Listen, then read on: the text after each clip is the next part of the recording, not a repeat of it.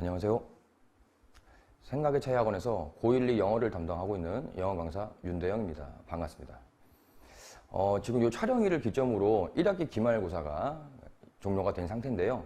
결국에 1학기 모든 시험이 마무리가 되었죠.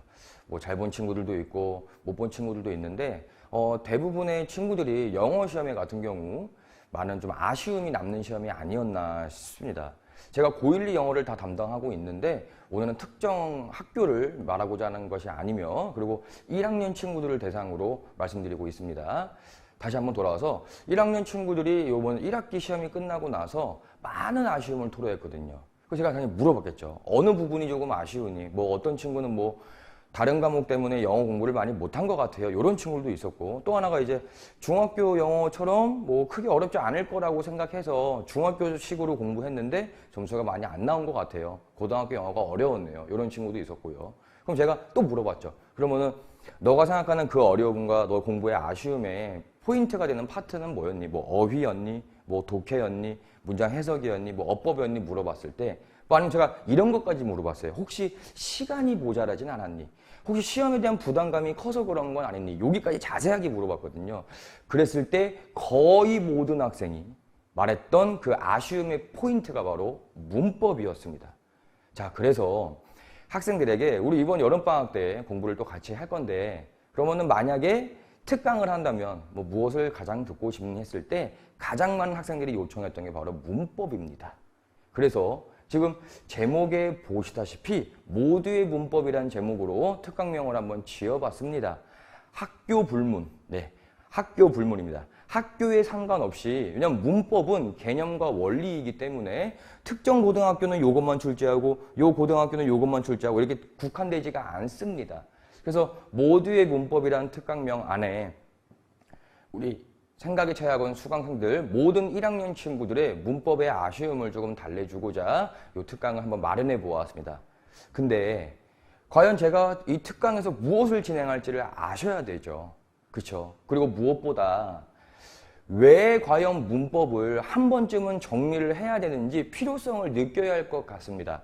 학생들 내신 대비 지도하면서 가장 많이 느끼는 점이 뭐 다른 과목은 모르겠습니다만 영어 같은 경우 동기부여가 필요해요. 근데 여기서의 동기부여는 그냥 영어 1등급 맞아야 좋은 대학 간다 요게 아니라 조금 더 상세하게 말씀을 드릴게요. 너가 왜 문법을 공부해야 하는지 그리고 문법을 공부한다면 중학교 때랑 어떻게 다르게 공부해야 되는지를 알려줘야 문법 해볼만 하겠구나 혹은 문법 공부를 따로 조금 집중적으로 해야겠구나 하는 필요성을 느끼는 것 같더라고요. 자, 그래서 제가 오늘 제 특강의 특징들을 설명을 드릴 텐데 그거에 앞서서 3가지 정도 과연 우리가 왜 문법을 반드시 한 번쯤 공부해야 하는지 그리고 가장 중요한 1학기가 끝났으면 본인의 약점과 본인의 공부 악습관, 시험장에서의 나쁜 문제풀이법을 다 알고 있을 겁니다. 2번의 시험을 통해서. 그럼 이제 2학기로 넘어가기 전 5주에서 6주가량의 교두보가 바로 여름방학입니다. 예, 그래서 오늘 제 수업도 설명을 드릴 테지만 우리가 왜 문법을 공부해야 되는지 간단하게 말씀을 드려보겠습니다. 자, 이렇게 3가지입니다.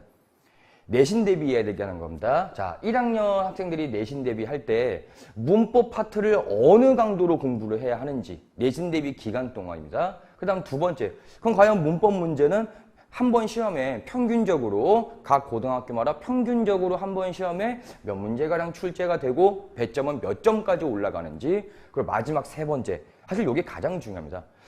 과연 고등학교에서는 선생님들께서 문법 문제를 어떻게 출제하시는지 출제 원리가 존재하겠죠. 이 출제 원리에 따라서 난이도가 올라가고 내려가는 겁니다. 이렇게 크게 3가지 설명 한번 드려보도록 하겠습니다. 첫 번째입니다.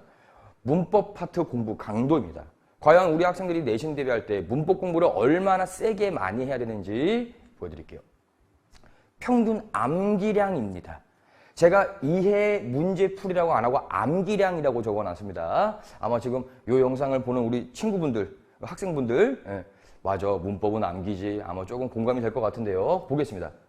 한 지문당 평균 10개에서 15개 정도의 문법 포인트가 나옵니다. 한 지문당이에요.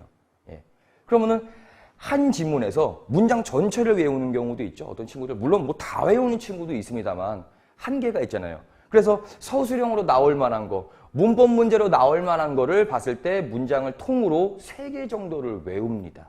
자, 그럼 이렇게만 보면 개수가 많지 않죠. 시험 범위 전체에 투영시켜 보겠습니다. 총 180개에서 200개 사이의 문법 포인트를 암기하게 됩니다. 그리고 통으로 외우는 문장의 개수는 무려 45개에서 70개에 육박하게 됩니다. 자, 여기서 한번 같이 얘기해 봅시다. 이거 정말 다 외우실 수 있나요? 물론 다 외울 수 있는 학생들은 너무 좋죠. 암기력도 되고 그만큼 노력도 많이 한 거니까. 근데 평균적으로 봤을 때 요거를 다 암기할 수 있었나요? 암기했다고 칩시다. 다 기억이 나던가요? 매일매일. 그리고 시험장 가서. 많은 학생들이 실제로 모든 걸 완벽하게 다 외워서 시험장 가서도 완벽하게 풀 수 있었으면 그런 아쉬움은 저한테 토로하지 않았을 것 같습니다. 이 문장도 마찬가지죠. 우리가 통암기라고 합니다. 예. 근데 지문 전체를 외우기 힘드니까 문장을 발췌해서 외워요. 나름대로. 그리고 이렇게 수업 때 찝어주기도 하고요. 45개에서 70개 다 기억이 나던가요? 토시 하나 안 빠지고. 근데 요번에 1학기 시험 보시면서 영작 서술형 쓰고 나서 정답지 체크했더니 이거 많이 느끼시지 않았나요? 전치사 하나 빼먹었다. 전치사 잘못 썼다. 동사의 시제 잘못 썼다. S 빼먹었다. 암기를 해도 분명히 감점 포인트가 생깁니다. 그 감점 포인트가 쌓이면은 배점, 감점되는 배점이 커지게 되겠죠. 과연 이거를 다 암기해야 하는지 한번 고민해 보시고요. 두 번째 포인트 보겠습니다. 바로 문법 문제 출제 비율입니다. 문법 문제가 전혀 안 나오거나 문법 문제가 한 문제밖에 안 나오는 경우는 없습니다. 강동구 지역 고등학교 어디에서도요. 자, 보겠습니다. 객관식은 평균적으로 3문제에서 4문제가량이 출제됩니다. 요 객관식 문제 유형은 제가 간략하게 한번 적어보겠습니다. 가장 일반적인 게 어법상 틀린 것으로 적절한 것을 고르시오. 그리고 또 어떤 고등학교는 어법상 틀린 것 혹은 옳은 것을 고르시오. 또 어떤 학교는 한 개만 고르는 게 아니라 모두 고르시오. 이렇게 옳고 그른 걸 묻는 첫 번째 문제 유형이 있고요. 그 다음 두 번째 문제 유형이 이렇게 한 다음에 A, B, C를 주고 이렇게 슬러시를 준 다음에 두 개 중에 올바른 거를 체크하는 방식이 하나 있고요. 그 다음 세 번째가 바로 조금 특이하지만 용법 문제도 출제가 됩니다. 시험 범위 지문에 예를 들면 이래 해볼게요. 대세 밑줄을 칩니다. 그리고 선지를 봤더니 시험 범위에 없는 문장이 들어와 있어요. 그리고 밑줄이 쳐 있고 다음 중 밑줄 친 기억과 용법이 같은 것은 혹은 다른 것은 이렇게 3개로 출제가 되고 있습니다. 또한 틀린 것을 고르라고 할 때 밑줄을 주는데 그 특정한 문법에만 밑줄을 주는 경우도 있고 어구에다 밑줄을 주는 경우도 있고 문장 전체에다 밑줄을 주는 경우도 있습니다. 요거는 학교마다 어법 문제의 난이도마다 조금 상이한 차이점을 보이고 있다는 점. 어쨌든 객관식은 3문제에서 4문제가량 출제가 되고 있고요. 서술형 같은 경우 2문제에서 3문제가량 출제가 됩니다. 당연히 틀린 것을 고르시고 올바르게 고치시오. 거의 고정되어 있습니다. 이 문제 유형은요. 그리고 조금 특이한 경우가 이제 문제 난이도가 올라가는 경우입니다. 틀린 것을 고르고 올바르게 고치라고 하기 전에 틀린 것을 고른 다음에 이 틀린 이유를 서술해 보라고 하는 고등학교도 있습니다. 이거는 올바르게 안 고쳐도 돼요. 왜?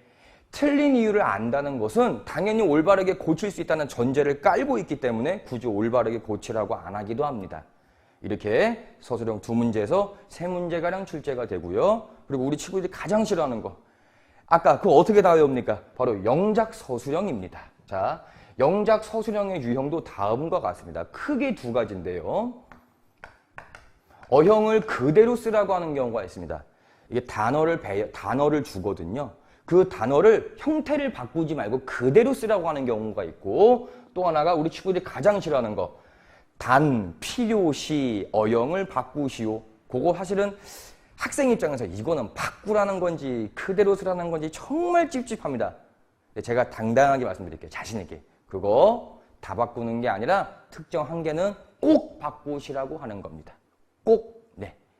그래서 어형을 그대로 쓰는 거가 하나 있고 어형을 바꿔야 하는 게 하나 있고 이렇게 크게 2개 중에 하나예요. 영작 서술형은 이제 그 다음 또 보시면은 이렇게 이제 분화가 됩니다. 이게 큰 틀이고요, 두 가지가. 그 다음 분화가 되는 게 이렇게 단어를 줍니다. 이렇게 대부분의 고등학교가 이렇게 출제하거든요. 단어를 랜덤으로 한 다음에 알아서 배열해 보세요. 문장의 의미에 맞게. 이런 고등학교가 하나 있고 또 하나는 해석만 줍니다. 단어 배열이 없습니다. 알아서 쓰셔야 돼요. 진정한 통암기죠, 이건. 네. 아무튼 이렇게 영작 서술형 총 2개에서 3문제가 나옵니다. 자, 이제 배점 보실게요. 100점 만점 기준에 17.5점에서 조금 문제수가 많은 고등학교는 무려 23점까지 올라가게 됩니다. 더욱이 요즘 요 강동구 지역 고등학교는 서술형의 경우 어법상 틀린 거를 고르고 올바르게 고치는 것도 마찬가지고 영작도 마찬가지고 감점 제도를 차용하고 있지 않습니다. 그냥 하나라도 틀리면, 한 글자라도 틀리면 부분 감점 없이 0점 처리를 하는 추세입니다. 평균적으로 영어 시험을 조금 잘 봤다, 영어를 조금 잘한다 하는 친구들은 여기서 감점이 거의 없거나 거의 다 맞았다는 소리죠. 아니면 하나 정도 틀리는 친구들이 소위 말하는 1등급을 맡고 있다고 보시면 될 것 같습니다. 자, 지금 우리 문법 그리고 영작 서술형 출제 비율 함께 보았습니다. 왜 과연 우리 친구들이 왜 암기를 그렇게 열심히 했는데도 문제를 틀려왔느냐? 왜 그렇게 변형 문제를 많이 풀었는데도 문제를 틀려왔느냐? 바로 이 출제 원리에 숨겨져 있다 보시면 될 것 같습니다. 자, 보실게요. 첫 번째, 문장 구조를 이해했는지 여부를 묻고 있습니다. 그러니까 제가 쉽게 바꿔 설명해 드릴게요. 밑줄 친 구간을 보면은 단어든 어구든 문장이든 문장이 조금 너무 단순하거나 문장이 너무 짧은 경우는 가급적 출제를 안 하고 있습니다. 왜 그러느냐? 첫 번째 가장 핵심이 되는 문법 문제 출제 원리가 문장 구조에 대한 이해이기 때문입니다. 여기서 구조가 좀 복잡하거나 구조를 이해해야 한다고 했을 때 문장 구조는 크게 2가지 출제 원리를 보입니다. 기본적으로 문장의 길이가 굉장히 긴 경우입니다. 굉장히 길어요. 그 다음 두 번째가 문장의 길이가 굉장히 길지는 않은데 그 한 문장 안에 서로 다른 다양한 문법 파트가 들어가 있는 경우 주로 많이 출제합니다. 그러니까 예를 들면 한 문장 안에 관계대명사도 들어가 있고 투부정사도 들어가 있고 형용사도 들어가 있는데 심지어 가정법이래요. 이건 100% 출제합니다. 예. 그러니까 문장 구조를 이해하지 않고 그냥 외우면 기억도 안 나지만 시험장 들어갔을 때 여기 이게 맞았었나? 이게 틀렸었나? 여러분의 암기와 여러분의 기억의 이 회상력에 한계가 있다는 걸 꼭 인지하셨으면 좋겠어요. 그래서 이해했냐를 물어보는 거니까 우리도 내신 대비할 때 혹은 내신 대비에 들어가기 전에 문법을 조금 이해해 보려고 노력해 볼 필요가 있지 않나 생각이 강력하게 듭니다. 두 번째입니다. 바로 제가 문법적 효력이라고 말을 썼어요. 문법적 효력이 동일한가를 물어봅니다. 바꿔 말씀드릴게요. 또 쉽게. 예를 들면 관계부사 where이 있습니다. 이 관계부사 where은 의미에 따라 전치사가 바뀌기도 하는데 전치사 플러스 관계대명사 위치로 바꿔 쓸 수가 있습니다. 그러니까 시험 범위에는 where이라고 돼 있었어요. 근데 시험장 갔더니 in 위치에 밑줄이 쳐져 있는 거죠. 그럼 학생들은 고민하죠. 여기 원래 where이었는데 이거 전치사 플러스 위치로 바꿔 쓸 수 있나? 고민하게 되죠. 또 있죠. 우리 학생들 많이 풀어본 문제. 이게 that을 줍니다. 이 시험 범위 that이었어요. 근데 시험장 갔더니 또 전치사 플러스 위치로 이렇게 되어 있습니다. 그러면 이제부터 볼게요. 요 문법 파트를 또 역시나 그냥 암기한 친구들은 전치사 플러스 위치는 뒷문장이 완전하기 때문에 시험 범위로 뒷문장이 완전했으니까 다 바꿀 수 있는 거야. 이렇게 풉니다. 앞에 거는 맞습니다. 뒤에 거는 무조건 맞는 게 아닙니다. 이렇게 출제하는 거예요. 이게 바로 두 번째 출제 원리입니다. 그러니까 단순하게 원리에 대한 아무런 개념과 구조에 대한 아무런 이해가 없는 상태에서 굉장히 단편적으로 공부하는 거죠. 요거니까 요거고, 요거니까 요거고. 그게 아니라는 겁니다. 그래서 한 번쯤 이해를 해봐야 한다는 거예요. 그 다음에 세 번째입니다. 제가 아까 용법 문제를 출제하는 경우도 있다 그랬죠. 난이도가 상당히 올라갑니다. 자, 용법은 이렇게 보시면 돼요. 같지만 다른 것. 그러니까 예를 들면 시험 범위에 대시 5개가 나왔다고 쳐볼게요. 이 대 5개가 다 단어는 대시죠. 근데 문법적으로 이 대시 다 다를 수가 있다는 겁니다. 그래서 학교에서 출제하는 겁니다. 그럼 학생들은 대부분의 대시에 대해서 접속사거나 관계대명사 대 요거 2개만 기억하거든요. 근데 접속사 안에서도 대세 용법은 무려 8개로 분화가 됩니다. 네. 이런 것들을 그냥 접속사니까 다 대시고 그냥 대신 관계대명사 아니에요. 이렇게 그냥 단순하게 암기만 하다 보니까 이런 문제를 마주하게 됐을 때 아차 싶은 거죠. 손을 못 대게 됩니다, 실제로. 예, 그래서 같지만 다른 겁니다. 같은 단어지만 같은 문법 파트이지만 쓰임새가 다른 게 바로 용법 문제입니다. 이건 암기로 풀 수가 없죠. 예. 마지막입니다. 틀린 것을 올바르게 고치라고 하는 게 굉장히 많이 나오는 전형적인 시험 문제라 그랬죠. 근데 문제는 틀린 거는 고를 수가 있습니다. 제가 요거를 한 번 더 보여드릴게요. 자, 제가 요거를 한 번 더 보여드리겠습니다. 예를 들면 앞에 요렇게 동사가 있고 in which 그리고 역시나 뒷문장은 완전했습니다.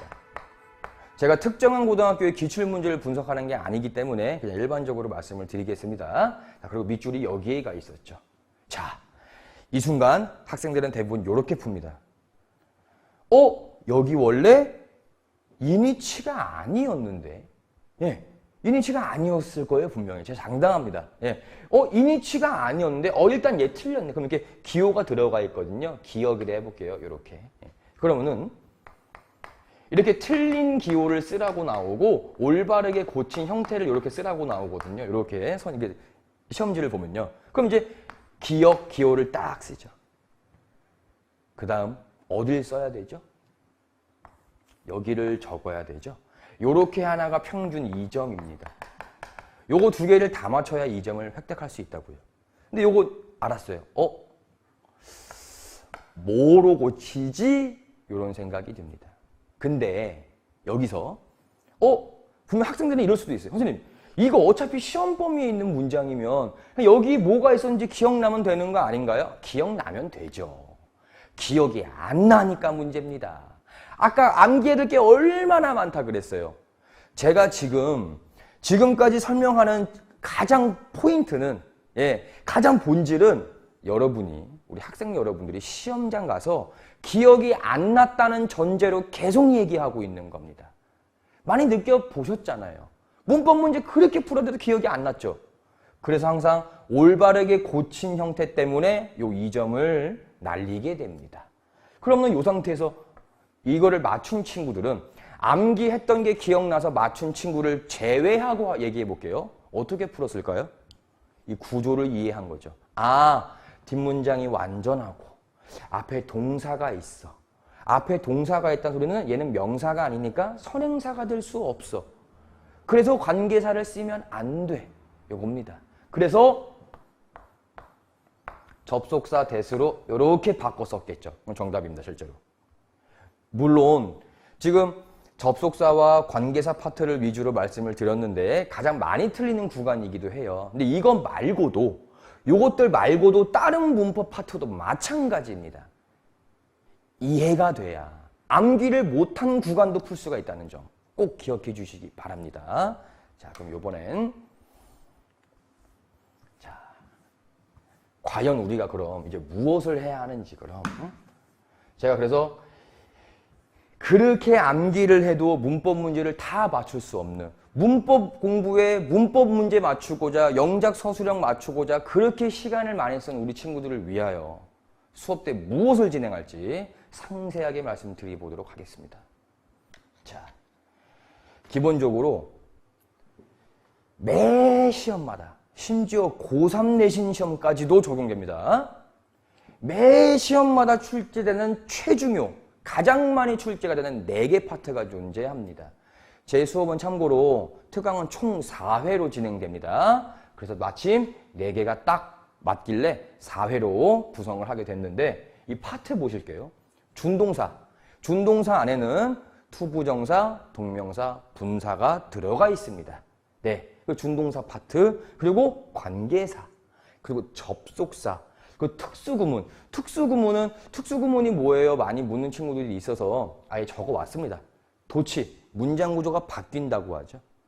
동사 주어도 마찬가지고 정상적인 문장 순서가 조금 뒤틀렸을 때, 원래 있던 자리에 아닌 애가 앞으로 나가 있거나 뒤로 와 있을 때 그런 것들 도치라고 합니다. 도치. 그리고 가장 싫어하는 거 비교급, 비교구문이라고도 하죠. 그리고 가정법. 이렇게 4가지 파트를 개념을 완벽하게 정리해 드릴 겁니다. 그리고 개념만 정리하면은 여러분들 의미가 없죠. 그럼 똑같아지는 거예요. 개념은 다 정리했는데 시험장 가서 손을 못 대요. 의미가 없잖아요. 그래서 매 시간마다 뭐 문제만 풀 수는 없으니까요. 미니 어법 모의고사를 시행하고자 합니다. 총 1회 수업에 3시간으로 진행되는데 2시간 30분 동안 줄기차게 수업이 진행이 됩니다. 그리고 마지막 30분이 남았죠? 20분 동안 시험을 봅니다. 그럼 나머지 10분 동안 제가 간략하게 해설을 진행하는 거죠. 그러니까 오늘 배운 거 그대로 시험 보는 겁니다. 물론 모의고사라 그랬죠. 한 줄 주는 게 아니라 실제로 지문의 형태로 똑같은 시험 문제 형태로 줄 겁니다. 서술형도 포함됩니다. 그래서 적용을 통한, 적용이 가장 중요하죠. 적용을 통한 실전력도 끌어올려 드리도록 하겠습니다. 그 다음 3번째입니다. 이거는 부수적인 효과예요. 제가 뭐 번역 수업을 하거나 영작 특강을 하는 건 아닌데 어차피 영작 서술형에서도 감점을 당하고 그리고 기억이 안 나는 순간 머리가 하얘졌죠. 경험해 봤죠, 요번에 한번. 이 문장 기억나긴 하는데 손이 안 갑니다. 그거 어떻게 할 거예요? 손 놓을 수가 없잖아요. 어떻게든 써야 하지 않겠습니까? 그래서 영작 서술형 작성 원리를 한번 살짝 보여드릴 겁니다. 살짝이 아닐 거예요, 아마. 왜냐면은 저희가 다루게 될 4개의 파트가 거의 모든 서술형, 거의 모든 영작 서술형 문장에 들어와 있는 핵심 구조이기 때문에 그렇습니다. 그래서 영작도 암기보다는 암기를 요번 여름방학 때는 좀 뛰어넘어서 원리들 한번 적어보자는 거죠. 마지막입니다. 아무래도 이런 걱정들이 조금 있으세요. 특강이 4회로 마무리가 되고 그리고 일주일에 한 번밖에 없다 보니까 교재에 있는 문제로는 조금 부족한 것 같아요. 교재에 있는 것보다 조금 더 어려운 거 주세요. 뭐 아니면 어떤 친구는 저는 문제를 많이 풀어보면서 체득을 하는 스타일이에요. 그래서 수업 교재에도 숙제가 들어갑니다. 그 외적으로 매주 주차별 과제가 추가적으로 배부가 됩니다. 가장 큰 목적은 요거 하나입니다. 까먹는 거 방지하는 거죠. 까먹는 거. 한 이틀 뒤에 교재 숙제를 막 합니다. 그리고 다 했다 하고 다음 시간 올 때까지 안 해요. 그리고 수업 시간에 앉아서 제가 앞에서 얘기를 하죠. 지난해 했던 거 기억나? 대답 아무도 안 합니다. 이미 까먹은 거죠. 그리고 다시 또 문법을 하려고 하니까 또 예열 작업이 필요해요. 수업 3시간밖에 안 되는 소중한 시간인데. 그래서 주차별 과제는 망각 방지와 어법 감각 유지 목적으로 드리겠습니다.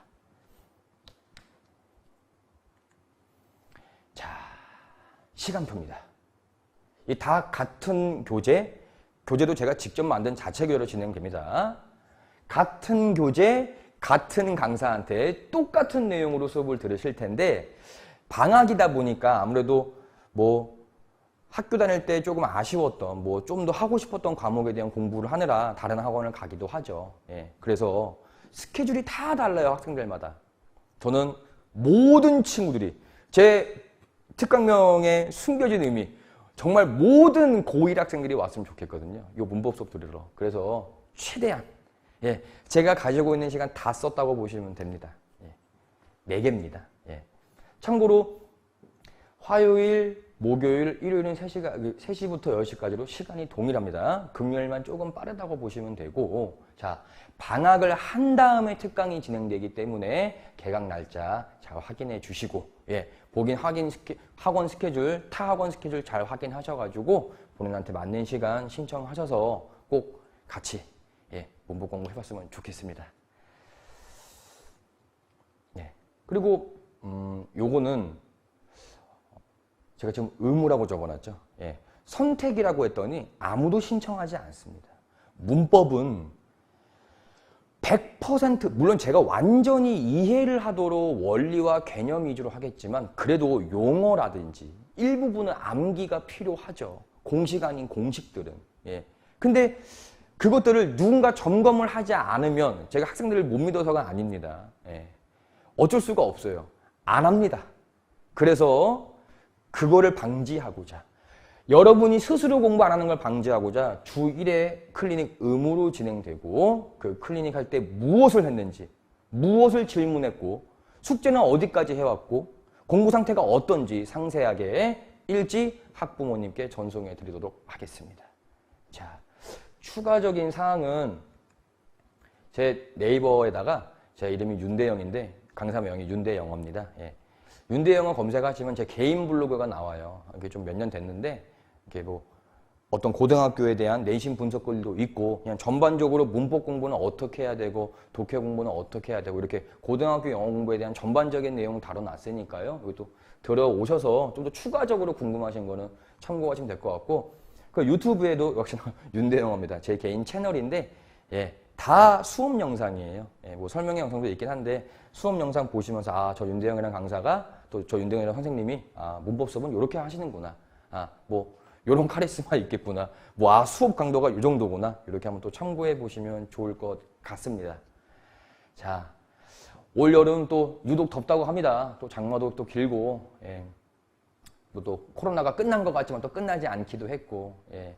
지금 오늘 이 촬영을 하는 지금도 밖에가 엄청 습해요. 자, 기나긴 여름, 예, 또 무더운 여름, 예, 괜히 또 밖에서 땀 흘리지 마시고 예, 우리 문법 공부 재밌게 예, 시원하게 하면서 점수도 조금 올리고 예, 또 친해질 수 있는 시간 마련해 봤으면 좋겠습니다. 저는 그럼 개강하는 날 뵙도록 하겠습니다. 감사합니다.